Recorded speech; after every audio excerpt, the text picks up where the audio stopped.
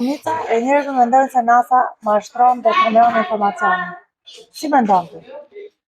NASA është një agjenci e cila merret me përparimin kryesisht teknologjik të njeriut. Ajo financohet nga gjithë shteti, kryesisht shteti amerikan, dhe përdor fondet e saj për zhvillimin teknologjik. Çon anije kozmike në planetet e sistemit diellor, në hapësirën rrotull tokës. Dërgon teleskop në orbitë për të parë yjet, qiellin e natës.